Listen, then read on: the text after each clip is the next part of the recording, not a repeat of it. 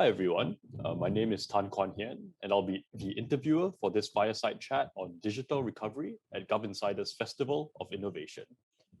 Today we'll be talking about a series of questions that get to the heart of how we might move forward after this pandemic.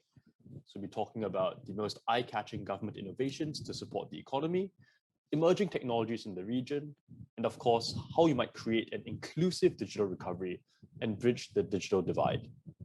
We're very excited to have with us today Mr. Debashish Nag, the Regional Digital Transformation Specialist at the Bangkok Regional Hub of the United Nations Development Programme, or UNDP. Mr. Nag has many years of experience shaping and pushing digital transformation in the region, and it's a privilege to have him with us today. Hi, Mr. Nag. Hi, Kwan. Hi, everyone. Good morning, good afternoon, good evening, depending on the place where you are. Greetings from UNDP. Yeah, and yes, greetings to everyone as well. It's great to be able to do this. I'm fortunate to not have it in person, but great to be able to have so many people included because it's happening online. So I think maybe we'll jump straight into it. Mr. Nag, I think the first question, which we want to ask someone of your breadth and experience is, from what you have seen in the region, how have governments used tech to support the economy in the pandemic, and what innovations have caught your eye the most? Yeah, if we talk about digital technologies and its adoption in the region, I would say the governments are at different maturity level. So on the one hand, we have advanced governments or countries like Singapore, South Korea, Japan, India to some extent, where they are like pioneer in digital technologies, and countries around the world are looking to emulate some of their models and framework. On the other hand, we have some of, you can say, laggards, or some of the countries where they are struggling to provide basic digital connectivity to reach to citizen. So with these diverse, like countries in Asia Pacific region, I would say pandemic has completely changed the scenario. Irrespective of their digital maturity levels, like citizens were having similar demands. Governments were expected to deliver critical services on time-bound manner, and time for deployment and cost consideration have been critical during COVID recovery. So there were a lot of innovations and a lot of innovative solutions which have come across to our knowledge. So I would give some of the pioneer one or major ones which we have been involved in the region for some of the countries in Asia Pacific region. So I would, on top of my mind, one of this is like, which we are working from regional perspective, the digital solutions for vaccine management and distribution. So this is a unique one which we are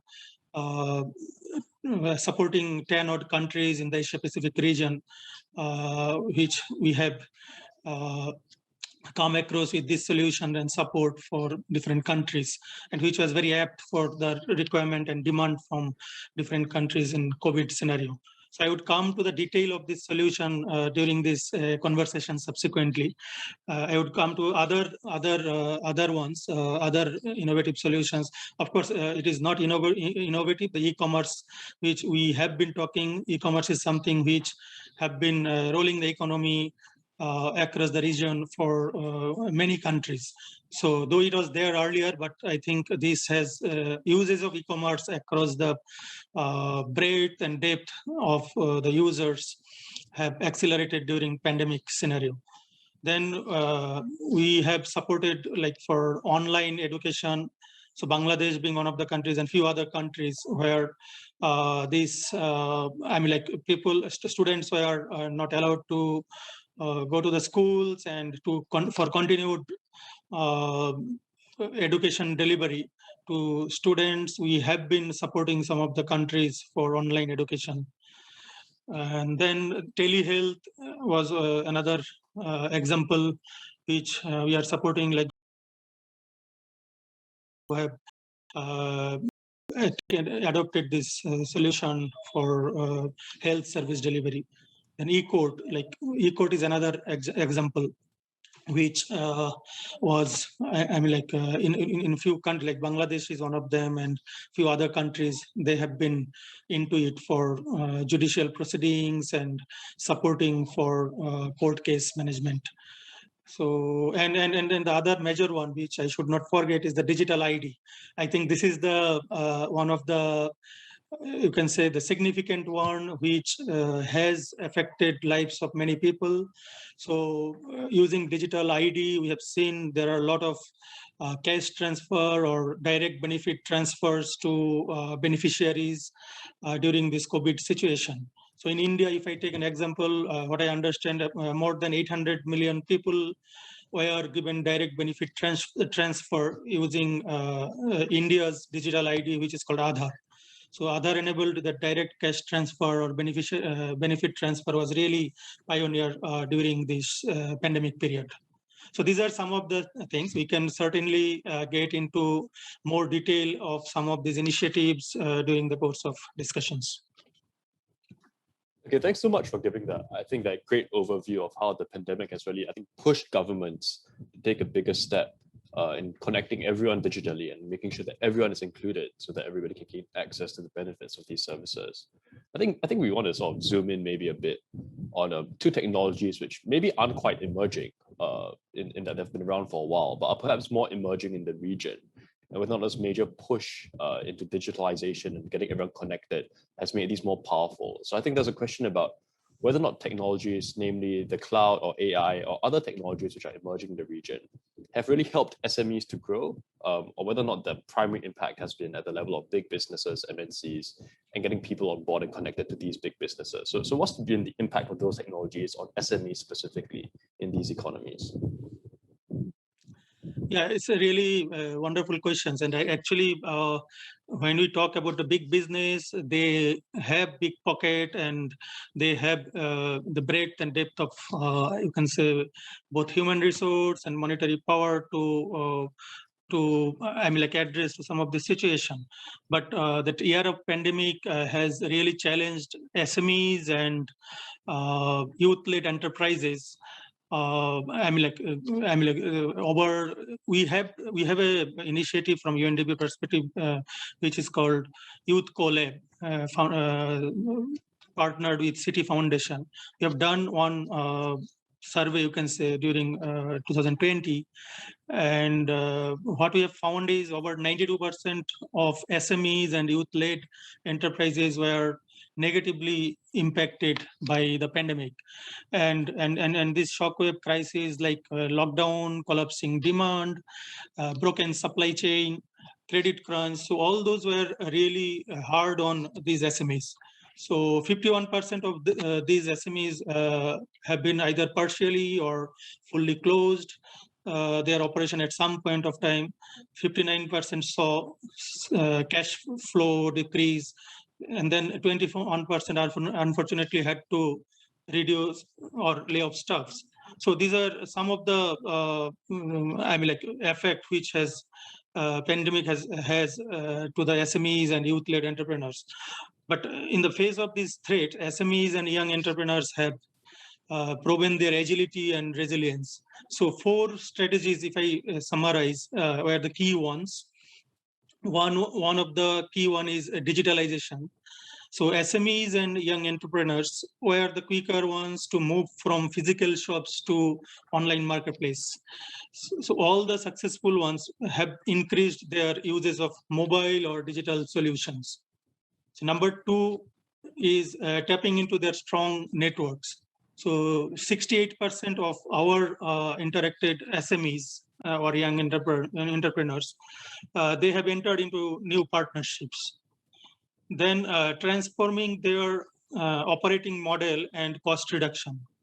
So I think this is one of the key driver to sustain and deliver, specifically being an SME. So 70% have implemented financial coping strategies to protect the liquidities.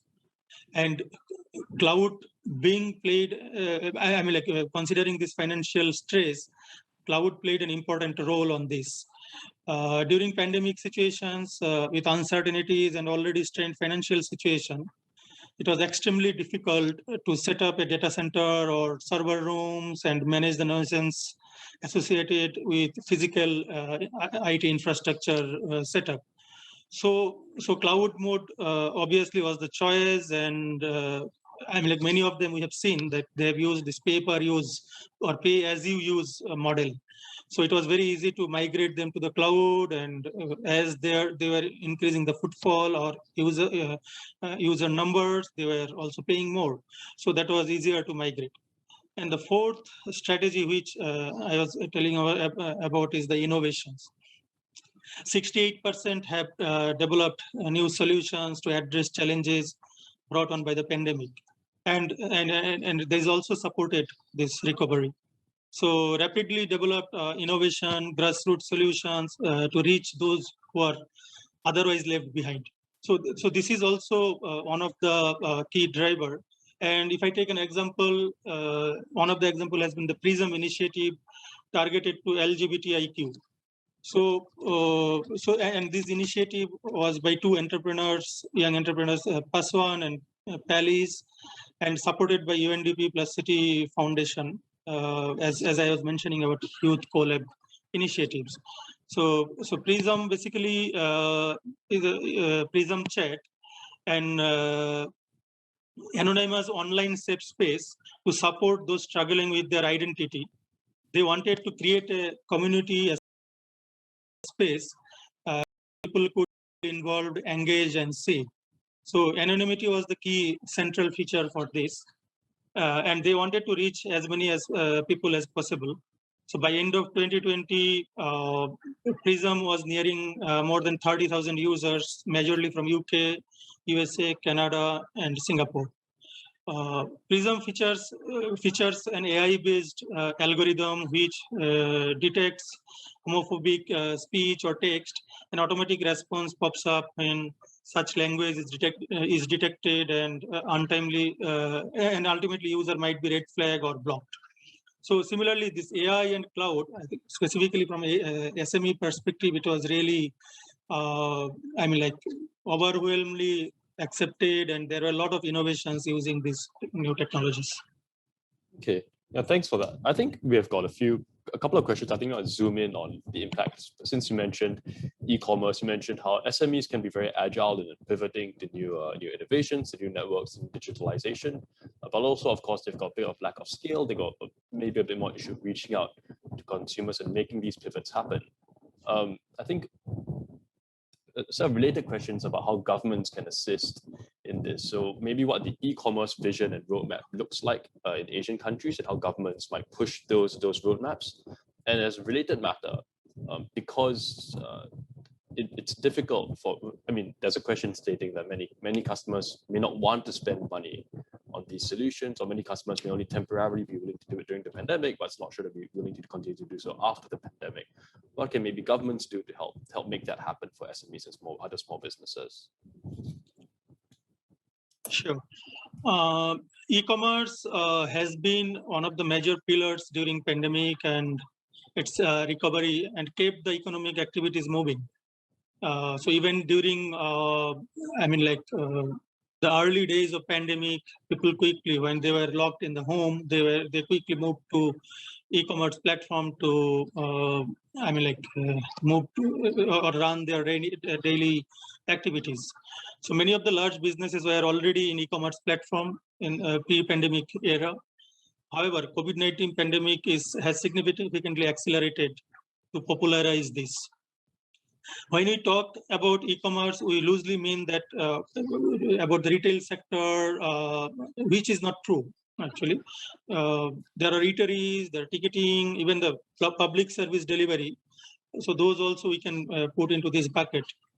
If you think about, say, for example, a BFSI segment, like banking or financial, or even in insurance sectors, there are big players who had already automated or online mode of operations. But during pandemic, people who were semi-online or offline mode, they were forced to come online and move their complete operation on online mode. So further, if you talk about a lot of emerging technologies or innovation which has come into the e-commerce foray. So like say augmented reality or artificial intelligence, IoT, big data. So these are some of the things which has also integrated with e-commerce during these recent innovations. So if you talk about some of the examples or the question which was there for the overall, how do we go about the e-commerce vision in the Asia Pacific region? So we have been supporting many countries on e-commerce area in Asia Pacific region. So of course there are existing open source platforms for e-commerce which are there, and as one question was there, that many of the people, they don't know how to start or where to start when they want to move from physical shop fronts to online marketplace. So that's why some of the governments, they have taken, like if I take an example for Bangladesh, so there is an initiative for assisted e-commerce model for, which was supported by UNDP and initiated by government of Bangladesh. If some of you know, Bangladesh has, as part of the Digital Bangladesh initiative, they have union digital centers. So union is the lowest form of government in the local level, which is the for every union they have a digital center. So, and which is equipped by computer and internet connectivity and one person who knows ICT or who has knowledge about digital platform. So using that, they were, because e-commerce, the skill and getting started, this too is one of the major barriers, because somebody, even if they adopt some e-commerce solution, he or she may not know how to use it or how to put the product rightly into the solutions or e-commerce platform, and how to market it digitally with a wide variance. So this initiative was there so that local entrepreneurs with their produce, they can come to the Union Digital Center, and they can then, using the help of this entrepreneur or the officer who is there, who is housed in the Union Digital Center, they can upload those things. And also some of the things, like if somebody wants to buy, because the timely delivery of the quality product is also important. So UDCs were also helpful to make this supply chain gap in the rural areas. Similar initiative was there also in Malaysia for rural e-commerce, which we have supported. In Cambodia, we have supported farmers to market their agricultural produce to a wider customers. Similarly, in Vietnam, we have also supported that dragon fruit producers for online platform and digital marketing. So these are some of the major ones which we have supported in the region for e-commerce. And with assisted e-commerce model or rural e-commerce model in Malaysia and Bangladesh, so we have also tried to bridge the digital divide. I think that's a great example of set of cases where governments, as well as UNDP, clearly working with them, have helped to bring, even when the digital infrastructure is there, it's not clear that people will necessarily be able to access it. That's why governments can help to bridge that gap.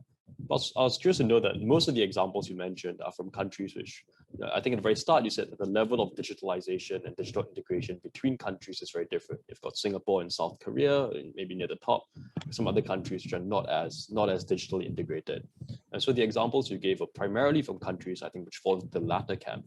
Sophie, what do you think is the role for governments in promoting e-commerce? Or is there a role, in fact, for governments in promoting e-commerce in very highly connected countries like Singapore, like South Korea, where most of the population is largely familiar and largely tactile and facile with e-commerce and other related technologies?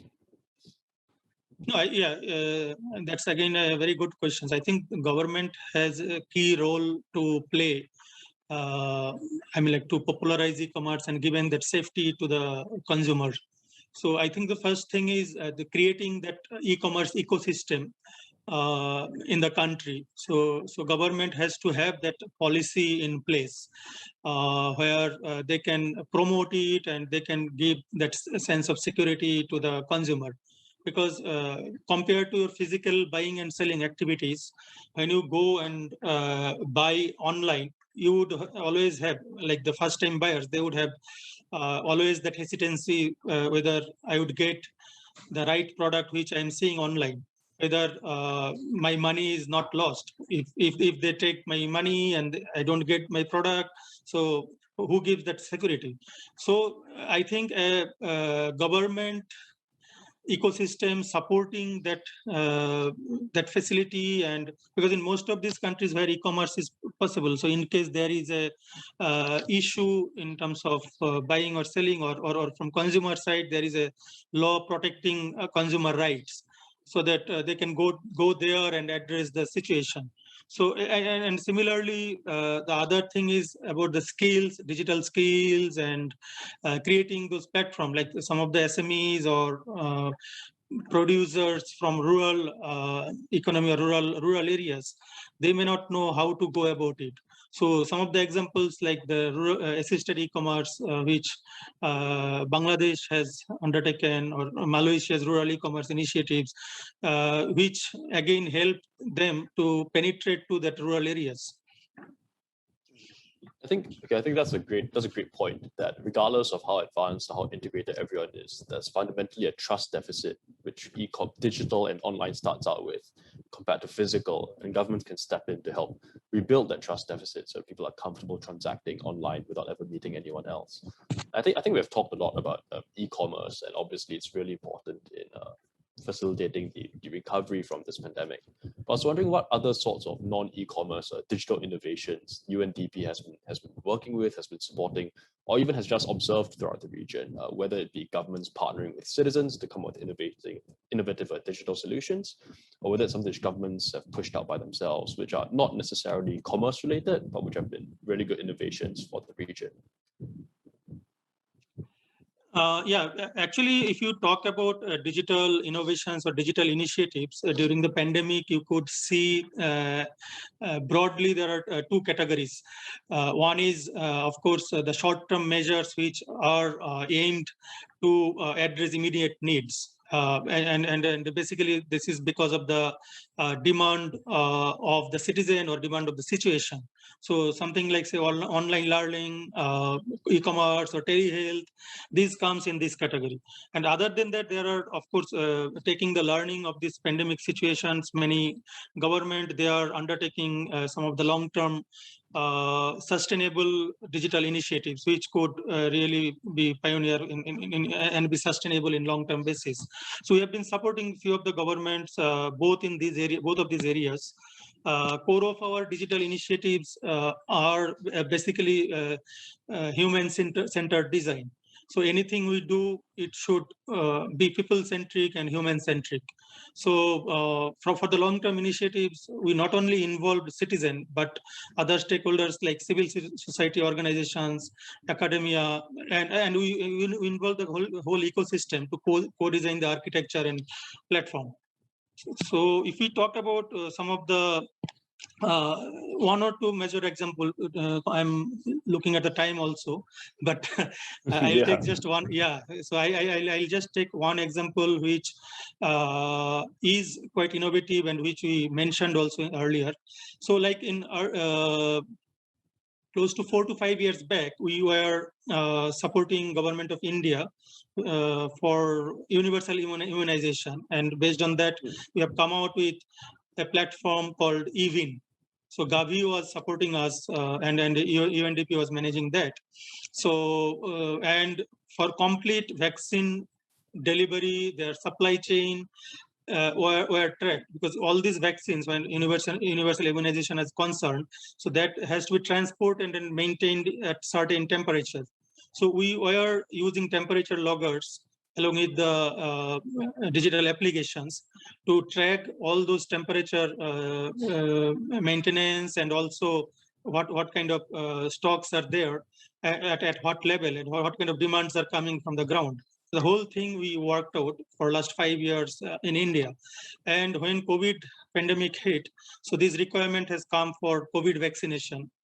We quickly customized this for this COVID vaccination requirement. And we have also developed additional module, which is called CoWIN.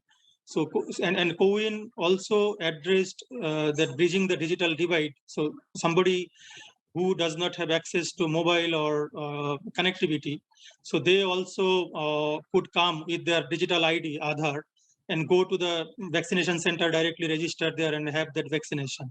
Today, using this CoWIN platform, India has vaccinated more than 750 million of doses. So this is, I think, one of the major achievement of this innovation. And currently, we are supporting 10 odd countries, as I mentioned earlier, in the Asia Pacific region for COVID vaccination and its management. So some of the pioneer ones, other than India, are Indonesia, Bhutan, and Bangladesh, to name few. So I think just to mention few of this, considering the time, I would not go into the other initiatives. We have a lot of other things which we have done in this space. I think, as you're saying, someone is telling me that time is short, and I think that's a great set of points you made, especially that, first, because of COVID, we start with maybe digital replacement, where online digital solutions replace things we traditionally did in person. Then you move into, and those replacements form the basis of digital recovery, and finally, at the end of the day, a digital reconstruction and construction to build a long-term future for all of us. I think maybe because of the time, we'll have one last question, and maybe we'll end off on the question of, looking to the year ahead, or maybe the year or two ahead. What are your priorities, and what are you looking forward to? As a member of the UNDP, and also for yourself, apart from traveling, of course, which I think we're all looking forward to. But what are the things you're looking forward to? What are your priorities over at UNDP? Yeah, so UNDP, as far as innovation is concerned, we have a global innovation team who continuously looks into innovations. And from regional perspective, we have a regional innovation center under Bangkok Regional Hub, where we don't not only look into digital innovations, but also innovation in general. So we have been constantly working in this space, and inclusive digital transformation and digital by default has been our big thought in this area. So apart from supporting countries in long-term sustainable digital transformation initiatives, our core focus in near term would be to bridge the digital divide, specifically on digital skilling areas where we want to focus more on youth, women, and other vulnerable sections who might be deprived of digital development. And we hear a lot about Industry 4. So we are also talking about Government 4.0, where all these emerging technologies like AI, IoT, big data, blockchain, or 3D printing, robotics, or drones, etc., could play a significant role in near future. So having said that, as I mentioned, in APEC region, countries are at different level. The advanced countries which we talked about, they might be pioneer in some of these areas, but we could also see some of the experimentation and use cases in other countries in some of these emerging technology area. So our clear focus is, of course, as I mentioned, digital by default is the new theme from UNDP perspective when we go for inclusive digital transformation. Yeah, and I imagine that will allow UNDP to also really scale up its efforts and reach out to a lot more people, hopefully, if everything is digital by default. I think we have come to the end of the session. It's we've got like exactly 1 minute left. Couldn't have timed it any better. Again, thanks so much to Mr. Nag for joining us today, and I hope that and to our audience as well for joining us today. I'm sorry if we couldn't use all of your questions due to constraints of time. We've got another session coming up right after this. We'll have another session coming up right after this on accelerating insights and how we can democratize data access, sponsored by AWS, and that's coming up shortly. So stay tuned for that. Thank you again for joining us, and we'll see you again soon. Thank you very much, and have a good afternoon, morning, or night to everyone out there. Thank you, everyone, for wonderful participation in the session.